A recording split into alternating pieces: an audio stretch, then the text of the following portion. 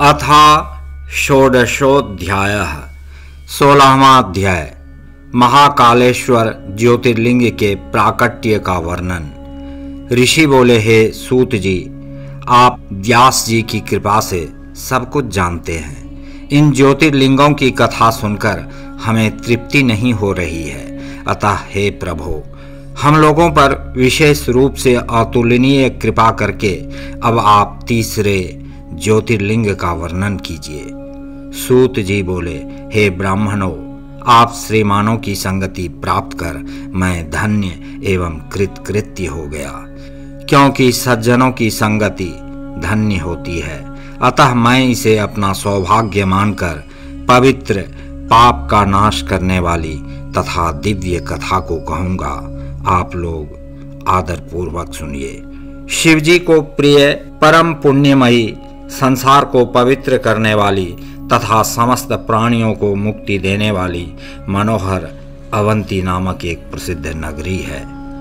वहाँ पर शुभ आचरण में तत्पर, वेदाध्ययन करने वाले तथा नित्य वैदिक अनुष्ठान में निरत एक श्रेष्ठ ब्राह्मण रहते थे। वे ब्राह्मण नित्य अग्निहोत्र करते और शिव पूजा में संलग्न रहते थे। वे प्रतिदिन पार्थिव लिंग का पूजन करते थे। उन वेद प्रिय ब्राह्मण ने सारे कर्मों का फल प्राप्त कर भली भांति ज्ञान परायण होकर अंत में सज्जनों की गति प्राप्त की। हे मुनीश्वरों, उनके चारों पुत्र भी उसी प्रकार शिव पूजा में तत्पर तथा माता पिता की आज्ञा मानने वाले थे। उनमें सबसे बड़ा देव प्रिय, उसके बाद प्रिय मेधा, तीसरा सुकृत नाम वाला और चौथा धर्मनिष्ठ सुव्रत था। उनके पुण्य प्रताप से पृथ्वी पर सुख बढ़ रहा था। जैसे शुक्ल पक्ष में चंद्रमा बढ़ता है, उसी प्रकार उनके सुखदायक गुण भी वहां निरंतर बढ़ रहे थे। उस समय वह नगरी ब्रह्म तेज से संपन्न हो गई। हे श्रेष्ठ द्विजो, इसी बीच वहां जो उत्तम घटना घटी उसे सुनिए। जैसा कि मैंने सुना है वैसा कह रहा हूं। रत्नमाल पर्वत पर दूषण नामक एक महान असुर रहता था। धर्म से द्वेष करने वाला वह महाबलवान दैत्यराज ब्रह्मा जी के वरदान से जगत को तुच्छ समझता था। उसने देवगणों को पराजित कर उन्हें उनके स्थान से निकाल दिया। उस दुष्ट ने पृथ्वी पर सभी प्रकार के वेद धर्मों तथा स्मृति धर्मों को उसी प्रकार नष्ट कर दिया जैसे सिंह खरगोशों को नष्ट कर देता है। जितने भी वेद धर्म थे उन सब को उसने नष्ट कर दिया और प्रत्येक तीर्थ तथा क्षेत्र से धर्म को दूर हटा दिया। एकमात्र रम्य अवंती नगरी ही दिखाई दे रही है जहां वैदिक धर्म अभी प्रतिष्ठित है। ऐसा विचार कर उसने जो किया उसे आप लोग सुने। उस महान असुर दूषण ने बहुत बड़ी सेना लेकर वहां रहने वाले सभी ब्राह्मणों को उद्देश्य करके चढ़ाई कर दी। वहां आकर विप्रद्रोही एवं महाखल उस दैत्येंद्र ने अपने 4 दैत्य श्रेष्ठ सेनापतियों को बुलाकर यह वचन कहा। दैत्य बोला, ये दुष्ट ब्राह्मण मेरी आज्ञा का पालन क्यों नहीं करते हैं? अतः मेरे विचार से वेद धर्म में तत्पर ये सब दंड के योग्य हैं। हे दैत्य सत्तमो, मैंने संसार में सभी देवताओं तथा राजाओं को पराजित कर दिया है। क्या इन ब्राह्मणों को वश में नहीं किया जा सकता है? यदि ये लोग जीना चाहते हैं तो शिव धर्म तथा वेदों के परम धर्म का त्याग कर सुख प्राप्त करें, अन्यथा इनके जीवित रहने में संशय हो जाएगा। मैं यह सत्य कहता हूँ, तुम लोग निःशंक होकर इस कार्य को करो। सूत जी बोले, इस प्रकार विचार कर वे चारों दैत्य चारों दिशाओं में प्रलयकालीन अग्नि के समान प्रज्वलित हो उठे। तब दैत्यों के इस प्रयास को सुनकर भी उस समय शिव ध्यान परायण उन ब्राह्मणों को कुछ भी दुख नहीं हुआ।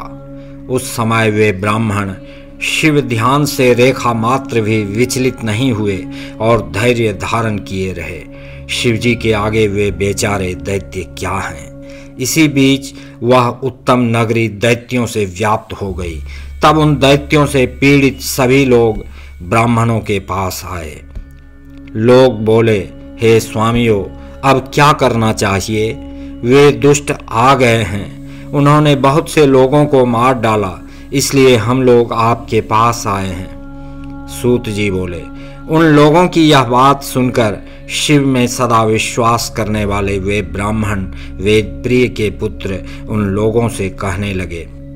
ब्राह्मण बोले, आप लोग सुनिए, हमारे पास दुष्टों को भय देने वाला सैन्य बल नहीं है और न शस्त्र ही हैं जिससे हम उन्हें पराजित कर सकें। सामान्य व्यक्ति का आश्रय लेने पर भी मनुष्य का अपमान नहीं होता, फिर हम लोग तो सर्वसमर्थ शिवजी के आश्रित हैं, हमारा अपमान ये असुर किस प्रकार कर सकते हैं? अतः भगवान शिव ही असुरों के भय से हमारी रक्षा करेंगे। भक्त वत्सल सदा शिव को छोड़कर संसार में अब हमें कोई शरण देने वाला नहीं है। सूत जी बोले, इस प्रकार वे ब्राह्मण धैर्य धारण कर भली भांति पार्थिव पूजन कर शिवजी के ध्यान में तत्पर रहे। उसी समय उस बलवान दूषण दैत्य ने उन ब्राह्मणों को देखा और यह वचन कहा, इनको मारो, इनका वध कर दो।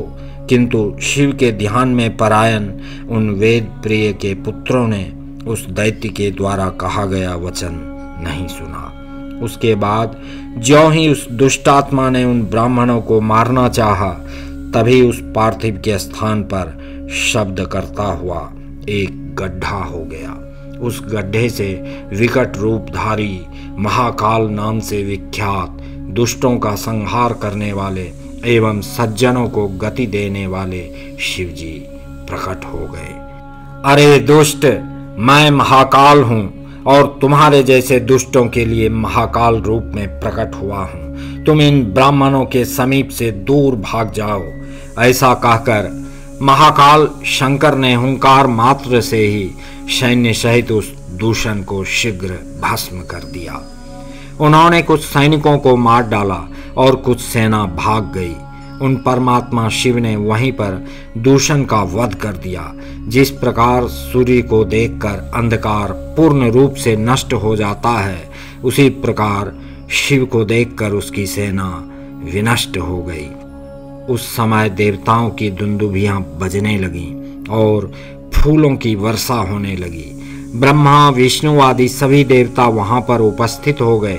ब्राह्मणों ने हाथ जोड़कर लोक कल्याण करने वाले उन भगवान शंकर को भक्ति पूर्वक प्रणाम करके अनेक प्रकार के स्तोत्रों से उनकी स्तुति की।